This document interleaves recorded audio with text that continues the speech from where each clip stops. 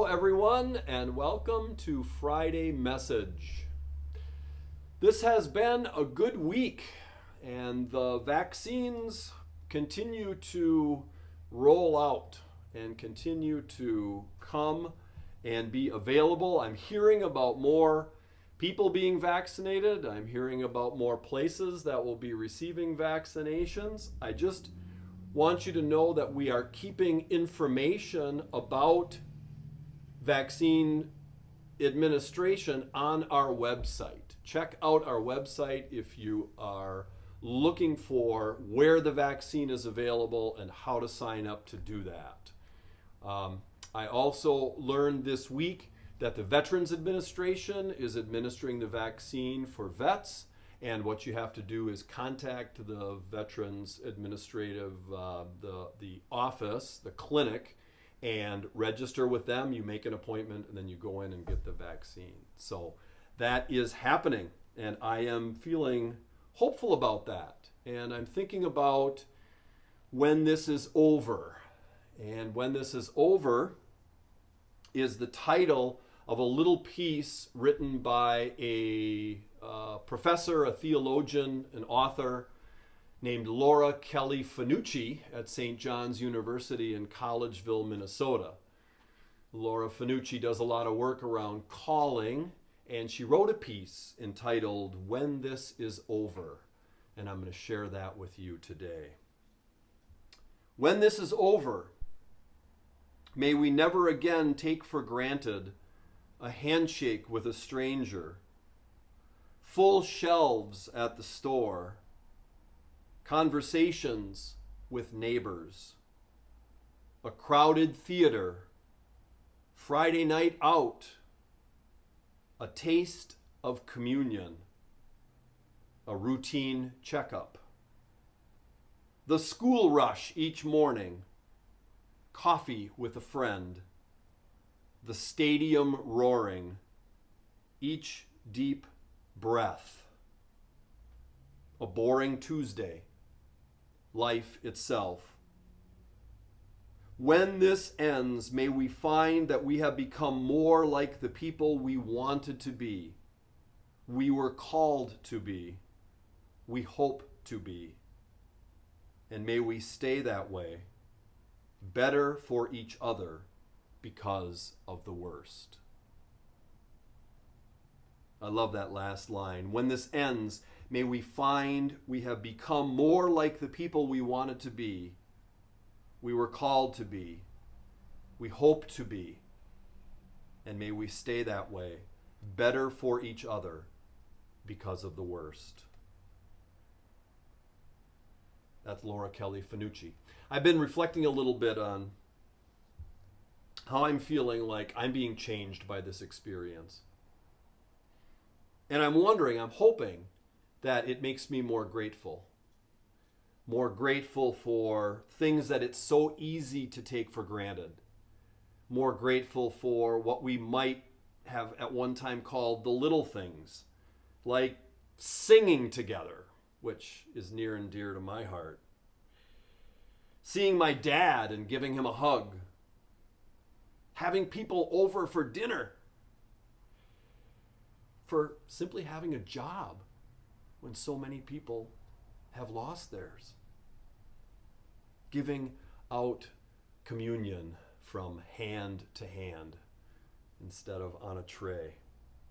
I'm hoping that I'll be more grateful and appreciative for people who have made great sacrifices, people who work in healthcare, people who work at grocery stores, people who labor in orchards and fields. More grateful and appreciative for them. I'm hoping that this is a reminder for all of us of how connected we are one to another, and how decisions that we make affect not only ourselves, but affect other people, because we are that closely connected. I'm hoping that this experience helps us to live out agape love a little more fully and a little more deeply. Our wonderful, wonderful presiding bishop speaks of this well. Love is the Way is his most recent book, and he speaks of this agape love. Love that wants what's best for the other. A sacrificial love that wants what's good for the other, for our society, for our world, for creation itself. Wanting what's best for the other. It begins, I think, with appreciating how deeply connected we all are and how the decisions that we make have an impact on the people around us. We may come out of this better people. We may come out of this people who practice agape love a little more fully and a little more deeply. Take a look at Love is the Way and our presiding bishop's reflections on agape love. Here's a few things that are happening. Just a couple of reminders. We have drive-through communion each Sunday beginning at 9:15 right outside these doors. Come on by for communion. Our Epiphany Outreach Drive continues. We are collecting full-size personal hygiene items like shampoo and deodorant and diapers, always diapers. We're collecting those items for Pine Manor and Fish and Mission Pinnell. You can drop those things off at Drive-Thru Communion, or you can drop them off in the red buckets outside the church or in the office at any time.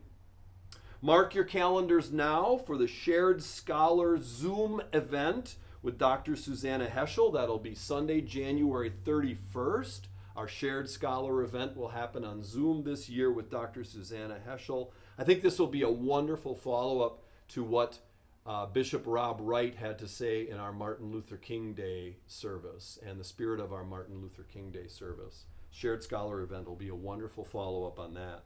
Forward day-by-day devotionals are available through the office.